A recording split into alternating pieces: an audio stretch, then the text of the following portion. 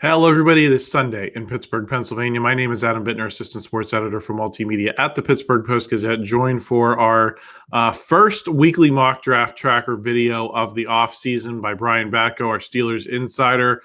Brian, we're firing up the tracker. It's the Super Bowl hasn't even been played yet, but the mock drafts are flying. So we do this video once a week during draft season to let you know what the trends are in the mock draft world. Do they mean anything? Do they not? Usually we find out that the process changes a lot, and the guys we're talking about at the beginning aren't necessarily the guys we're always talking about at the end. But I'm excited to start digging into it and start honing things down a little bit, Brian. Yeah, I'm trying to think back. I mean, I guess we did one of these videos every week last draft season, and just kind of think about the guys we spent so much time talking about: Amarius Mims and Taliesa Fuaga and Graham Barton and Jackson Powers Johnson. And, Steelers only end up with, 7 or 8 names in most drafts. And they get Troy Fautanu, who we talked about a lot, Roman Wilson, who we talked about a lot. So, yeah, a lot of these names are going to be off to other cities in the NFL, and some never to be heard from again, some playing against the Steelers. But I do always enjoy trying to just kind of compile thoughts and views on potential picks for the Steelers, because this is the time of year to familiarize yourself with more guys than you're ever going to need to see come NFL time. I will tell you, I jumped back on the college football video game bandwagon this year, Brian, and I feel like I know way more players. I went down Ray's mock draft. I was like, I know like 6 of these guys from playing the video game. So in the same vein, I do college football fantasy every year. Did you ever do that with me, Adam? I think I did it one year. I had a team that went completely undefeated and then lost its first playoff game. Well, you're welcome to try to get back on the horse and hop back in now that you've also got the NCAA football knowledge at your disposal. But yes, that also familiarizes me with a lot of players throughout the regular season, especially the skill guys, obviously, because we're not drafting linebackers and D linemen, and it's only Power 5 plus Notre Dame. But yeah, I mean, my team, not to brag, but my team won the whole thing this season. Chris Carter was in the league, so feel free to rib him about that. He also just stopped paying attention a few weeks in and became a really derelict owner, so I can't hold the bragging rights over him too much. But I think Noah Hiles is in it as well, our Pirates writer. So it's a good time. And my squad, spearheaded by Travis Hunter, Will Howard, who did I have? Ollie Gordon from Oklahoma State was one of my running backs. Yeah, we were a force to be reckoned with. Those Oklahoma State running backs, man, they really power a team, because I believe I had Chuba Hubbard back in the day in that year that we had that I was in that league. Brian, but we're going to get into receivers today. We're going to talk about several names, because that's the position that is sticking out most in these early Steelers mock drafts. Emeka Egbuka, Matthew Golden, Luther Burden are some of the names we're going to get into today. Also talk a little bit about some QBs and then some defensive linemen that are drawing Mike Tomlin's attention at the Senior Bowl. Before we dig into all of this, just want to thank our sponsor for this episode of the podcast, Pella Windows and Doors of Pittsburgh. There's no better place to get new windows and doors installed in your home than Pella, who can help you save on energy costs year-round. Schedule a free in-home consultation with your local Pella Windows and Doors to find the right product for your home and budget. Give them a call at 866-593-1560 to discuss your project further. That's 866-593-1560 to get started planning on your new windows and doors installation with Pella Windows and Doors of Pittsburgh. Brian, I mentioned the receivers have been, I think I'd say 80% of the mocks I saw had the Steelers going with receivers this week. Before we get into these individuals, how likely do you feel that they're going to go that way in the first round, given that is not their preference for where they find their receivers? I believe it's 2006 Antonio Holmes, the last time that they went that way, and that's almost 20 years ago now. Yeah, it is. And we talked a lot about potentially going receiver last year in the first round, and I was never really on that train, mainly because I thought Diontae Johnson's gone now. It's finally kind of time to turn that room over to George Pickens. Well, we saw that the personal growth wasn't necessarily there last season. Even as a player, I mean, he was still good, but I don't know that I'd say he jumped up by leaps and bounds as far as his production and play on the field. So now you're a year closer to potentially the end of the George Pickens era in Pittsburgh, right? So now I think it is more likely that they go that route. I'm pretty much 50-50 between receiver and D-line. I know Ray Fittipaldo went D-line in his first mock. My first mock draft for the Steelers, which I'm not sure when that's going to be. It might even be later might even be online by the time you watch this. We'll see. It just kind of depends on how we schedule things out. But I think I'm leaning wide receiver in mine. So that's kind of where my head is right now on the Steelers in that position. Before I dig into the individuals, is there any reason to believe that the magic that the Steelers have had in the later rounds over the years is something that they still possess? Obviously, Antonio Brown is the shining example of as a 6th round pick. But for the most part, since then, they found guys who were contributors, but not necessarily difference makers. I think I'd put George Pickens in that mold for now. I think I'd put Diontae Johnson in that mold. The Calvin Austin, the 3rd pick, started to stand out this season. But again, we're not talking about star level production from any of these guys. You mentioned George Pickens. I do our PFF grades during the season every week. PFF more or less had him as one of the worst wide receiver ones in football, statistically speaking, and that still makes you better than most of the receivers in the league. But in terms of a number one option, he was just not the level of difference maker that a lot of other teams have. Can you talk me through, how that enters into this conversation of, do you go round 1 with a receiver because you fear maybe you've lost that touch that you've shown in the past a little bit? I mean, that could be part of it, but also, I mean, I just think with the way this offense has struggled in recent years, especially in the passing game, I mean, you just need a little bit more firepower. And with Pickens, I don't know how the Steelers are going to thread the needle with him this offseason going into the last year of his deal. I think he still very much has the talent to be a number 1 wide receiver in the NFL. But I think at this point, it makes sense to bring in another potential guy to build around, because you're either going to have that guy supplant George Pickens this year or next, or you just need a better running mate for George Pickens this year, certainly if he's here. And if he's gone after next year, then you do have to have somebody else ascend to that top position. So I think the Steelers' drafting of receivers has become a little bit overrated. It's still a typical talking point for the national media when they bring up this team, especially around draft time. But man, I mean, you go down the list, and the days of Antonio Brown and Emmanuel Sanders are pretty far gone at this point. JuJu was a great find, and he's still doing well in the NFL. You'll see him in the Super Bowl a week from today, but it ran its course here. And guys like Martavis Bryant and Chase Claypool were flashes in the pan for different reasons. James Washington was basically a bust. And George Pickens, the jury's very much still out. I should mention Diontae Johnson as well. He was productive for a while until he wasn't. So they haven't had that next long-term guy. And we know that they haven't always been eager to give out second contracts to wide receivers. I think they almost treat the position as one that you can restock pretty reliably in the draft. And I think that's generally smart business. But man, wouldn't it be nice to find somebody who can be here for 8 to 10 years instead of 3 to 5 years? Yeah, and I think what we're learning is that it's not as easy as maybe they think, and that maybe there needs to be some humbling in their evaluation process. I'm going to throw a couple names out here, Brian, just to set the table. Is there any world where you think Travis Hunter or Tetairoa McMillan fall anywhere near where the Steelers might be able to draft them? Because it seems like they're kind of the consensus number 1 and number 2 guys. I'm going to say Hunter, absolutely not. McMillan, it seems marginal, but probably not as well. Yeah, I wouldn't think so. I mean, Hunter, with what he did this season, I mean, he's somebody's going to pick him in the top 3 to 5, whether they want him as a receiver or a corner. And then Tet McMillan at 6'5", 6'6", whatever he is, and being able to move the way he does, it doesn't seem like that's a guy who should fall anywhere close to the 21st pick either. So yeah, I think you can pretty much take those 2 off the board. The only outside chance, I guess, would be if someone like McMillan is slipping a little on draft night and the Steelers consider a trade up possibility. But no, I don't think that's very likely. They're kind of like when we spent all last draft cycle talking about the offensive linemen, I think they're kind of this year's Joe Alt and Olu Fashanu. You can pretty much lop them off the top and choose from the next tier of guys for the Steelers.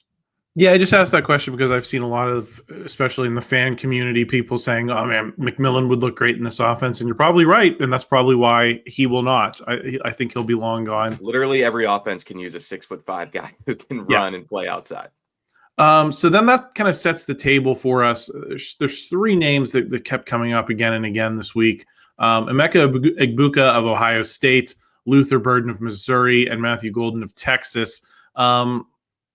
Let's just start. Do you think that if the Steelers go wide receiver, that is coming from that group of three, or is there anyone else on your radar before we dig into them as individuals? One guy I want to look into a little bit more because I haven't seen him get the first round or even top 50 kind of buzz from like the usual draft nicks, Daniel Jeremiah and Bucky Brooks and all those ones is Trey Harris from Ole Miss. He's pretty big. He's like 6'2" or 6'3". He's put up numbers the last couple years, and it seems like he's got speed. He can play outside. So I wonder if he's maybe a little bit undervalued right now in the draft community, or if I'm just doing too much box score watching. Like I said, need to do a bit more research on one Trey Harris. And then a guy who I think does get kind of some draft buzz is Isaiah Bond, Matthew Golden's teammate at Texas. He's a little smaller, but he was a huge recruit, 5-star guy. Wasn't as productive. He kind of played second fiddle to Golden, but he's somebody who I think a team will take a chance on just the raw talent with him. He's an Alabama transfer. So both of those two are kind of have my attention as well. Yeah, Trey Harris, I believe, tore up Penn State in the Peach Bowl a couple years back at this point. But yeah, I think you wonder if is it a product of the Lane Kiffin offense? Sure. And that's what this evaluation period is for. And you start comparing these guys more on the measurables than necessarily what they did in college. But for now, let's start with Egbuka. I think I saw two big mocks, including. I think it was Mel Kiper had Egbuka going in the first round to the Steelers. He's an interesting case. His average depth of target last season was 7.9 yards, but then had the athleticism to kind of pile up the yards after the catch. He's considered a very polished route runner. Is that the type of player that the Steelers lacked this season?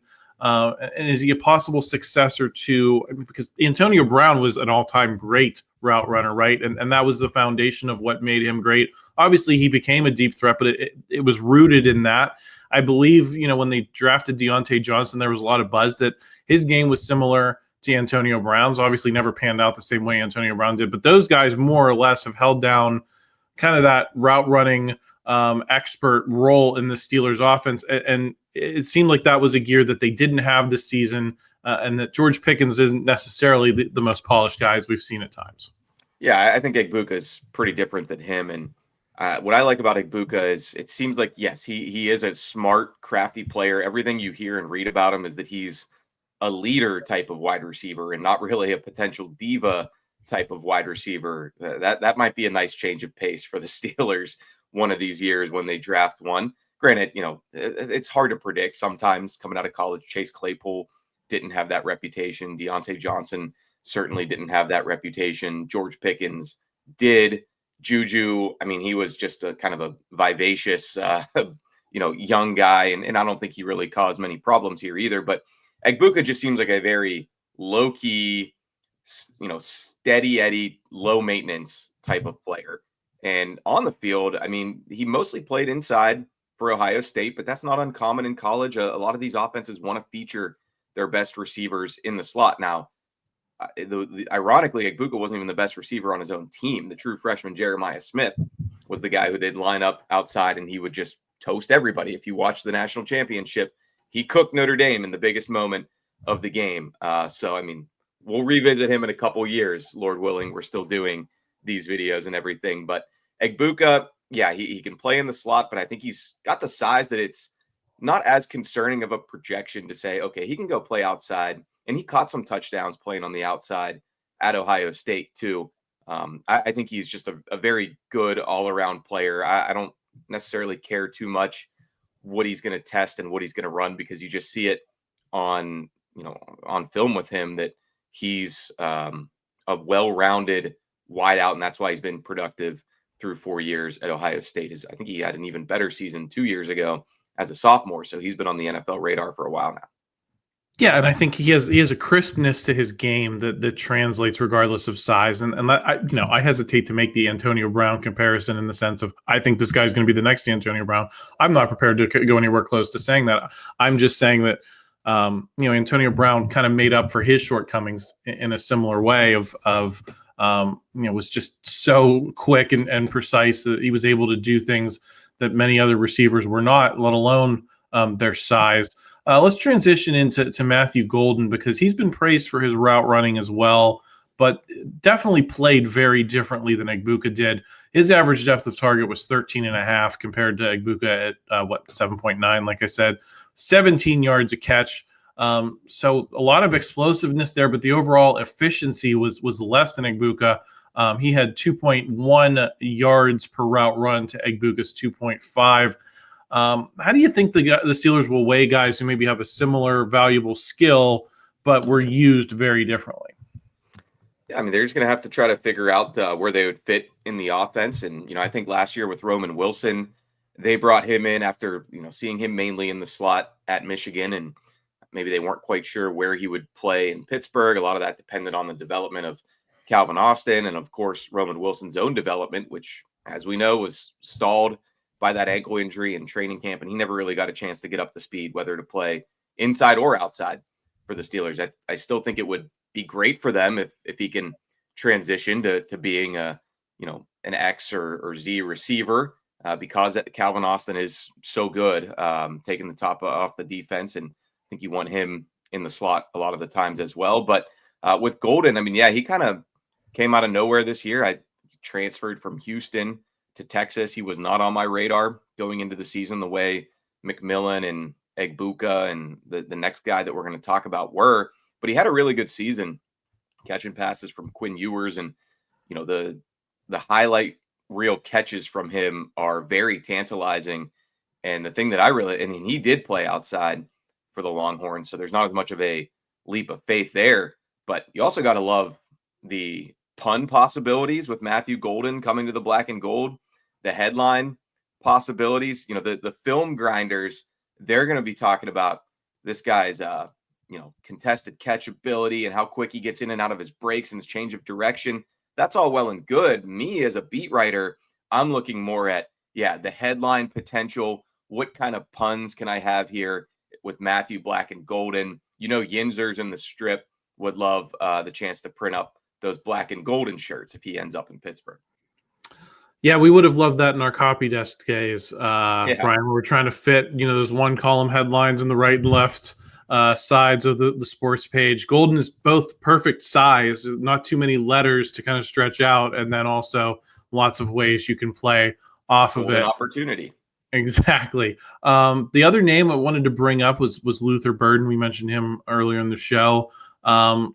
I've seen him kind of a little bit more all over the map. I saw him go as high as 12 to the Cowboys in one mock, and others he doesn't show up until the second round. So what is your read on him and where his stock might land, and how the Steelers might be able to use him if he's the guy that's most available to them?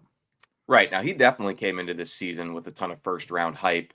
I think a lot of people saw what he did first couple seasons at Missouri and thought he's going to be one of the best receivers in the 2025 draft. And I think he's still in that mix. But as you mentioned there, Adam, I mean, he's maybe fallen back a little into the next tier. He's in that pack with Egbuka, Golden. We'll see if Trey Harris climbs up into there too. I mean, he is on the smaller side. Should mention, because these are always factors, Matthew Golden a little bit younger than Egbuka, and Burden a little bit younger than Golden. So he's I think a true junior who'd be coming out of Missouri. Really shifty with the ball in his hands. He makes people miss. He's slippery. He's going to help you get yards after the catch. He also played mostly in the slot these last couple seasons, whereas they used him outside as a freshman. So, I mean, he's, I think, more in that mold of, a Diontae Johnson type of player. He was productive, but we know he's not coming from as dominant of a program as Texas or Ohio State. So, yeah, I think it'll just kind of depend on how much do teams value what he can do with the ball in his hands and having that type of weapon in your offense versus, okay, he's not as physically imposing at this level, let alone at the next level. So how do you stack him up against those other two guys that we mentioned? But I'll just wrap a bow on it by saying I think any of these three would be pretty good first round picks for the Steelers. And I think Burden might be the one most likely to be gone by 21, just because you might see a team that says, okay, this is actually the missing piece of our offense, is a player who can, take jet sweeps and take screen passes. And, we already have a couple bigger guys on the outside. We need this guy to really unlock what we want to do. Yeah, will certainly be interested to monitor how his stock, maybe where is the equilibrium? Is it, in that 20 range where, he'd be available to the Steelers? Is it lower, or are we talking about him as a day 2 pick? There seems like a lot of possibilities for him at this stage, and that's why we go through the testing period. That's why we go through the Senior Bowl and the NFL Combine. So 3 names to watch as that gets underway. Brian, let's shift gears to quarterbacks. A name that came up in an Athletic mock draft this week, one of the few 2-round mocks that are out. I love the multi-round mocks because it gives us a lot more to dig into on these videos. So that was the one I was able to highlight. It was Tyler Shough from Louisville, the QB, who had a nice season for them, had them, in the mix in the ACC for a good chunk of time. They had him as their 6th quarterback off the board. My big issue with him as a Steelers prospect is that there does not seem to be a ton of mobility there. 19 rushing yards this past season. Seems like he's athletic enough to move the pocket, but not necessarily, run. And I wonder how that fits with, the stated preferences Mike Tomlin's had for some mobility at quarterback, and the way they use Justin Fields and even Russell Wilson later in the season. We saw him, cutting up downfield a little bit. How do you evaluate Tyler Shough as a guy? Because I know before we started, when we were off air, you said you maybe had him as a 7th round pick. Give me your assessment of him and how, he's a quarterback that was connected to the Steelers this week. How do you think he fits with them? Yeah, I mean, frankly, I'm pretty shocked that we're even talking about him this early in the mock draft video process. All due respect to the 2 folks from the Athletic who put this together, and I think they even acknowledged like this is probably the most quarterbacky a mock draft that they could have. I haven't seen him getting this buzz from the people who follow it more closely than I do and have been following it all season. He's a big guy. He's 6'5". He got invited to the Senior Bowl. He did have a really nice season at Louisville, and I, still talk to some people at Pitt, and I think that staff was pretty impressed by him when they played him. He's been around a long time, Adam. He's going to be 26 as a rookie, which is, I don't think that those guys really go in the 2nd round much anymore, especially when you're, like you said, not the most mobile. He was 3 college programs he was with, I believe. Yeah, he was at Oregon and Louisville. I think it was 2 or 3 years ago now. I tried to project like a year out for draftable QBs for the Steelers. And around this time, the guys who were on my radar, and I think it was a mailbag I did this, was Spencer Rattler, Sam Howell, and Tyler Shough crept into that because it was like, okay, he's going to have a huge junior year at Oregon and then go pro. He's got the body and everything. And, well, needless to say, that didn't happen because he transfers to Texas Tech, finishes up at Louisville. And, yeah, he's got good arm. I think he's a pretty good pocket passer. A lot of teams are going to try to find the next undervalued Brock Purdy type every draft now. But, man, I don't see the Steelers even taking a quarterback in the 2nd round, and I certainly don't think they would do it for a 26-year-old guy who you'd be it'd be like the Kenny Pickett draft pick and then some. I just don't think they throw away a 2nd round pick like that, especially assuming Russell Wilson and or Justin Fields return. That's just shocking to me on multiple levels. So we'll see if Tyler Shough, any clarity comes with him and the way he practices at the Senior Bowl. Yeah, he seems like the type of guy to kind of be like a Sean Clifford from Penn State type, where you have an established quarterback like Green Bay did in Jordan Love, and you're looking for a competent, solid backup in the later rounds. That's kind of how he strikes me, less so than if you're drafting a guy in the second round, you're doing with the intention for him to possibly be, in the mix to start, if not his first year, then in the next year or two after that. You're not taking a quarterback in the second round without the intentions of making him your starter at some point, I think. And that's why it's always kind of a weird place to take one. Now, it's worked for the Eagles. They put some pressure on Carson Wentz that year when they took Jalen Hurts, and like you said, this athletic mock draft has him sixth after Cam Ward, Shadur Sanders, Quinn Ewers, Jalen Milroe, Jackson Dart. I mean, maybe he's going to be in that conversation. I think Will Howard from Ohio State is probably a better prospect.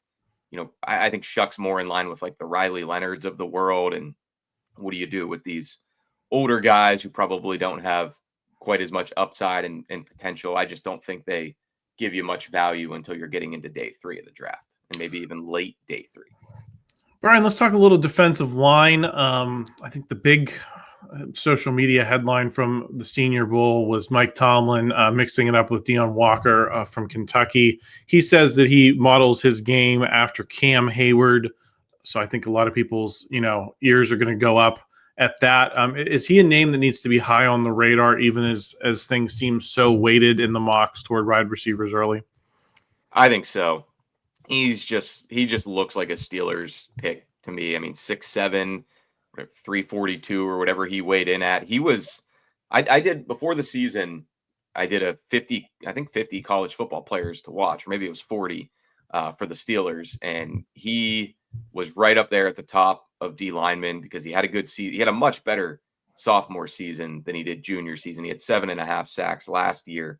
This past season took a big dip to 1.5 sacks. I'm not going to act like I watched Kentucky football often or at all, Adam. So I don't know if he was being used differently or if he just didn't play particularly well. But I think when you have those dimensions, I always go back to the Mike Tomlin. It was almost like his manifesto when he went on that Ryan Clark podcast a couple summers ago, The Pivot, and he was talking about his whole coaching philosophy. And he says he has to laugh when people talk to him about a guy's hand placement or technique, because he believes that's what coaching is for.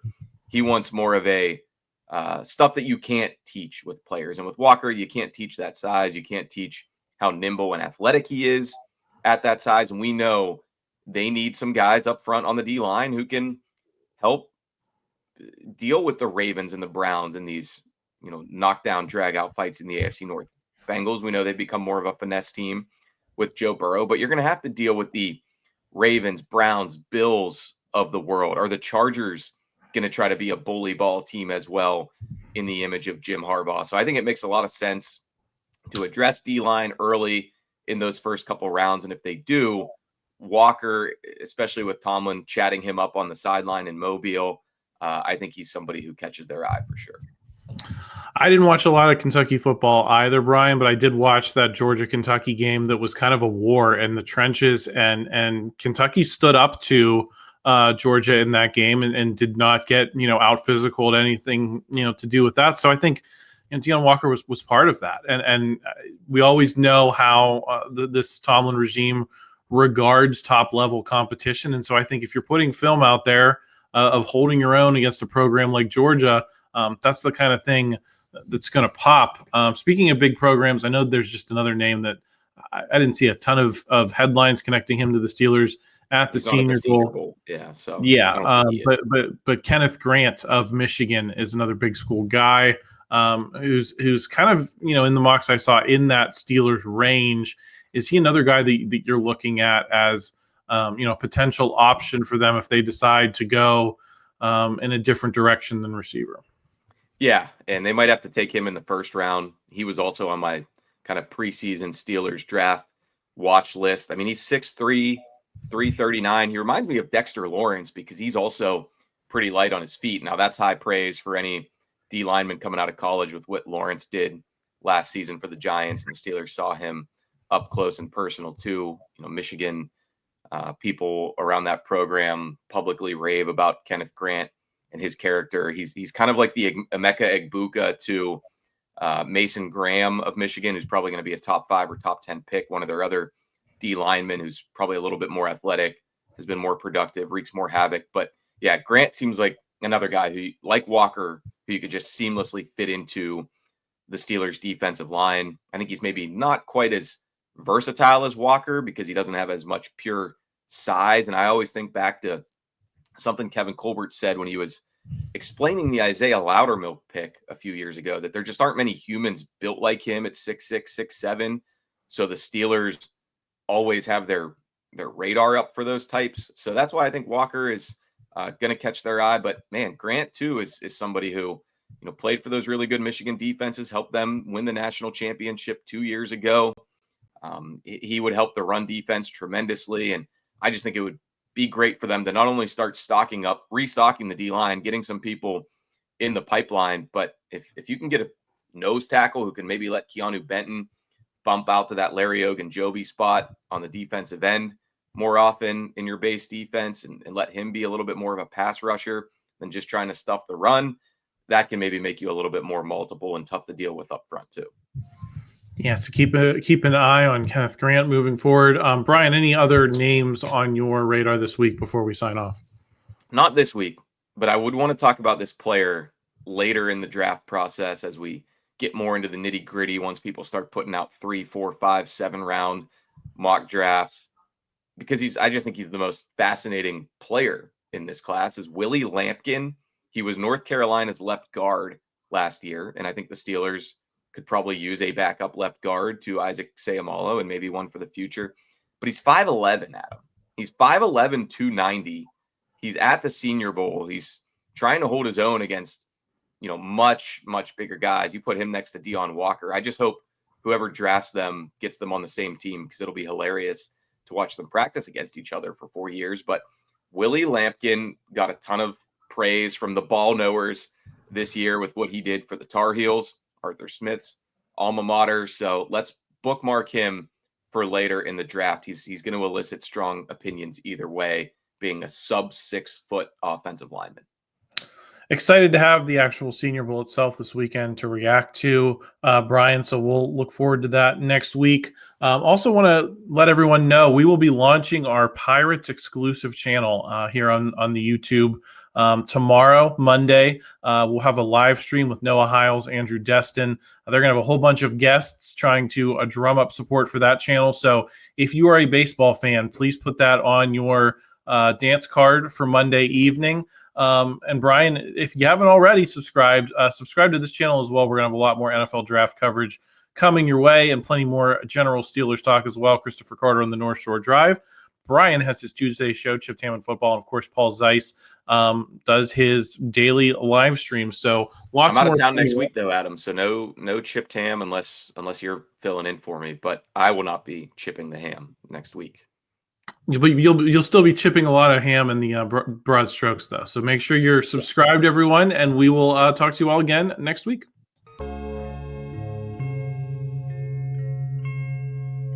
Thank you for checking out this content from Post-Gazette Sports. If you watch this video on YouTube, please like the video and subscribe to our channel.